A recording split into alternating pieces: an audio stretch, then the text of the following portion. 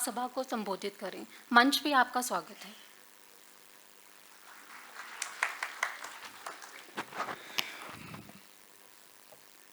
महामहिम हरियाणा के राज्यपाल तथा सभी विश्वविद्यालयों के कुलाधिपति आदरणीय प्रोफेसर असीम कुमार घोष जी, मैडम मिसेस घोष जी तथा इस मंच पर बैठे हमारे डिप्टी स्पीकर श्री कृष्णलाल मिड्डा जी और इस राज्य के प्रतिष्ठित शिक्षा मंत्री और एनर्जेटिक शिक्षा मंत्री मैं कहूँगा आदरणीय महिपाल डांडा जी, हरियाणा हायर एजुकेशन काउंसिल के चेयरपर्सन श्री के.सी. शर्मा जी तथा इस विश्वविद्यालय के कुलगुरु श्री रामपाल सैनी जी, इस सभागार में मेरे बाकी मित्र कुलगुरु बाकी विश्वविद्यालयों से आए तथा बहुत सारे विश्वविद्यालयों के अधिष्ठाता, एनईपी कोऑर्डिनेटर्स, टीचर्स, स्टूडेंट्स और अन्य जो गणमान्य व्यक्ति इस कार्यक्रम में पधारे हैं, आप सबका पुनः एक बार इस कार्यक्रम में स्वागत है। इस कार्यक्रम की सोच की नींव कई महीने पहले डली जब आदरणीय हमारे शिक्षा मंत्री जी महिपाल डांडा जी तथा माननीय मुख्यमंत्री जी के जो निर्देश थे कि हमें हरियाणा के अंदर राष्ट्रीय शिक्षा नीति को आधार बनाकर अगले कुछ वर्षों में इस प्रकार की प्रगति करनी है कि पूरे देश में हरियाणा के विभिन्न शिक्षा के जो आयाम हैं उसमें हरियाणा अग्रसर दिखे। परंतु एक और विषय जो माननीय मुख्यमंत्री जी ने भी रखा और आदरणीय हमारे शिक्षा मंत्री जी ने उसका अनुसरण किया और आदेश दिया कि हमें शिक्षा को आउटकम्स के साथ जोड़ने की एक अत्यंत प्रभावी भूमिका निभाने की आवश्यकता है। जैसा आप जानते हैं कि 2047 हरियाणा 1 ट्रिलियन इकोनॉमी का लक्ष्य लेके चला है। हम आज लगभग 0.12 ट्रिलियन डॉलर की इकोनॉमी बैठे हैं और अगर हम इसको मैथमेटिकल मॉडल में डालें तो इस राज्य ने प्रतिवर्ष लगभग 11 से 12% की क्यूमुलेटिव एनुअल ग्रोथ रेट लेने के पश्चात ही हम 2047 में हरियाणा को 1 ट्रिलियन इकोनॉमी पे ले जा सकते हैं। और इसको ले जाने के लिए केवल सरकारें ही नहीं, जो आज प्राइवेट सेक्टर भी है, जो कॉर्पोरेट सेक्टर है, जो मैन्युफैक्चरिंग है, जो पूरे ग्रोथ को बल देता है, अगर हम बिजनेस मॉडल्स को भी देखें तो निरंतर वो बदलते जा रहे हैं।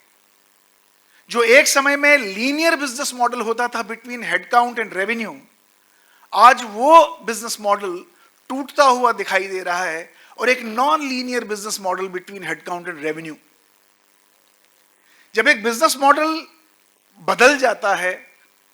तो इसका मतलब है रेवेन्यू और हेडकाउंट जो बराबर एक कतार में चल रहे थे, यानी अगर रेवेन्यू $100 मिलियन है और 100 लोग उसे प्रोड्यूस कर रहे हैं और जब $100 मिलियन $500 मिलियन पे जाएगा तो लोगों की संख्या, एम्प्लॉइज की संख्या भी 500 पे चली जाएगी। लेकिन ये बिजनेस मॉडल अब बदल रहा है। अब आप देखेंगे कि रेवेन्यू अगर $500 मिलियन पे जाएगा तो एम्प्लॉइज की संख्या शायद 100 से 150 जाए या 100 से 50 पे जा सकती है। तो इसका पूरा प्रेशर प्रोडक्टिविटी पे पड़ता है, इसका पूरा प्रेशर इनोवेशन पे पड़ता है, इसका पूरा प्रेशर उन लोगों पे पड़ता है जो उन उद्योगों में, उन कॉरपोरेट्स में, उन संस्थानों में, चाहे वो सरकारी हैं या गैर सरकारी,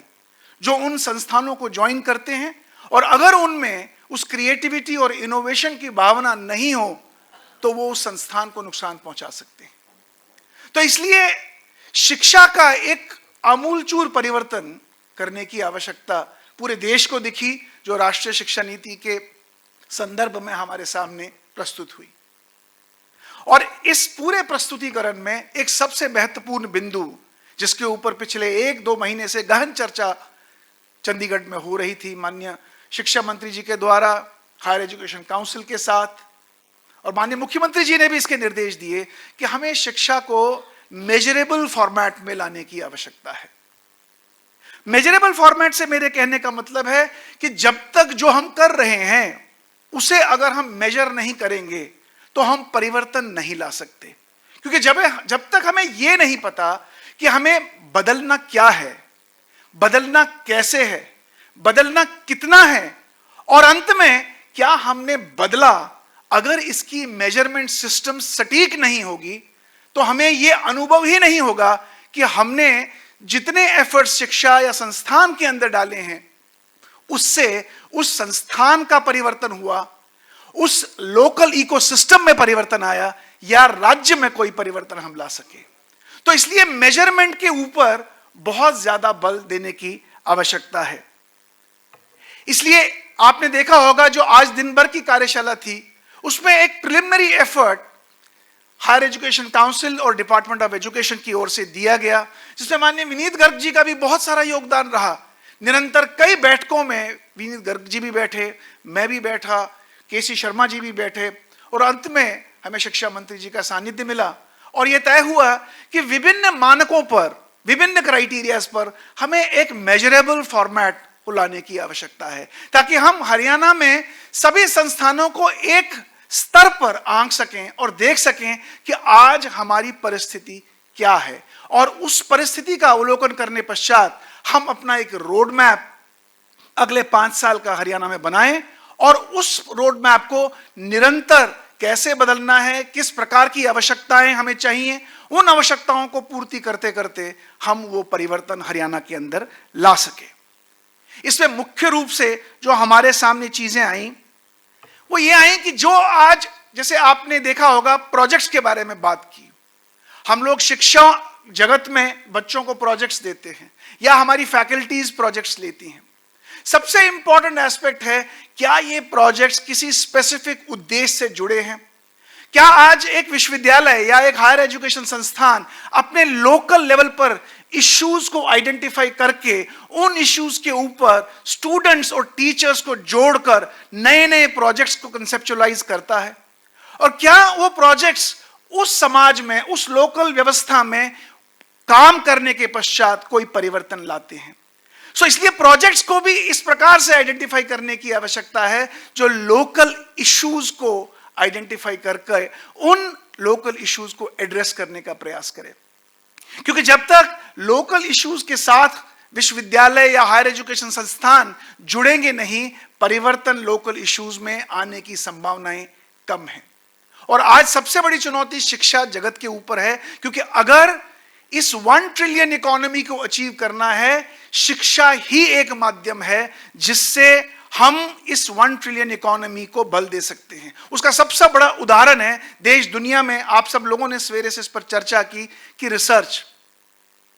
हमारे एक कुलगुरु महोदय ने कहा कि हमें ऑनेस्टली रिसर्च करना है, लेकिन मुझे यह भी लगता है कि हमें रिसर्च केवल ऑनेस्टली नहीं करना है, हमें क्लैरिटी और पर्पस के साथ रिसर्च करना है। हमें रिसर्च किस उद्देश्य के साथ हम कर रहे हैं और वो उद्देश्य हम मीट कर पा रहे हैं। जैसे आज हमारे यहां हजारों पेटेंट्स हमारे सामने हैं, लेकिन कितने पेटेंट्स को हम मोनेटाइज कर चुके हैं और उन मोनेटाइजेशन से किस प्रकार से इकोनॉमी में परिवर्तन लाने का सामर्थ्य हमने कंट्रीब्यूट किया है, यह तय करके, मेजर करके डेमोन्स्ट्रेट करने की आवश्यकता है। और अगर हम आज रिसर्च करके उसका न कोई सोशल इंपैक्ट और न कोई इकोनॉमिक इंपैक्ट क्रिएट कर रहे हैं, तो मुझे लगता है हमें पुनः एक बार देखने की आवश्यकता है कि क्या हम सही तरीके से रिसर्च कर रहे हैं कि नहीं। और इसके लिए टीचिंग और असेसमेंट्स, इसे भी आउटकम के साथ लिंक करने की आवश्यकता है। मेजर करने की आवश्यकता है कि हमने क्या पढ़ाया और उस पढ़ाने से हमने किस चीज को पाया। और अगर हम वो निर्धारित लक्ष्य नहीं पा रहे हैं तो कहीं पढ़ाने में भी परिवर्तन लाने की आवश्यकता है। असेसमेंट्स क्या हमारे उस आउटकम को अचीव करने में सहायता करते हैं कि नहीं करते। लेकिन अगर हमें दिखता है मेजरमेंट से कि हम उस असेसमेंट के बावजूद भी अपने लक्ष्य को नहीं पा रहे हैं, तो हमें असेसमेंट्स में भी कहीं पे कोई परिवर्तन लाने की आवश्यकता है। तो इसलिए आज का जो ये कार्यक्रम है, ये कार्यक्रम हमें पुकारता है कि हम देखें आज पूरी दुनिया में अगर जो देश ग्रोथ ओरिएंटेड देश हैं, जो डेवलप्ड नेशंस हैं, इनकी दो बड़ी मुख्य चीजें हमें देखेंगे, एक पर कैपिटा इनकम और एक इनका रिसर्च इंडेक्स। आप देखिए जितने भी डेवलप्ड नेशंस हैं उनका रिसर्च इंडेक्स सबसे ऊपर होगा।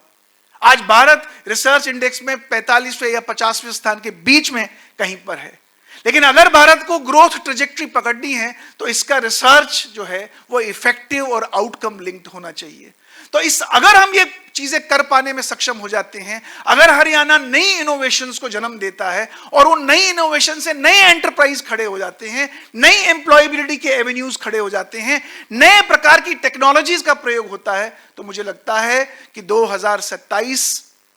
ये जो आज हम 2025 में बैठे हैं, 2047 में हरियाणा उस लक्ष्य की प्राप्ति की ओर संपूर्ण रूप से अग्रसर रहेगा। इन्हीं शब्दों के साथ मैं एक बार पुनः आपको धन्यवाद देना चाहूंगा कि आपने पूरा दिन आज इस कार्यक्रम में लगाया और इस कार्यक्रम के बहुत सारे बिंदुओं पे हमने चर्चा की। उन सारे बिंदुओं पर पुनः चर्चा होगी चंडीगढ़ में और उन्हें एक फॉर्मेट के रूप में आपके सामने प्रस्तुत किया जाएगा और उसके बाद उसको एक आधार बनाकर हम आगे की कार्रवाई करेंगे। आप सब लोगों का बहुत बहुत धन्यवाद और खास तौर से महामहिम का धन्यवाद जिन्होंने अपने बहुमूल्य समय में से आज अपना समय निकालकर सबको अपना आशीर्वाद देने का निर्णय लिया। आप सबको पुनः धन्यवाद। जय हिंद, जय भारत।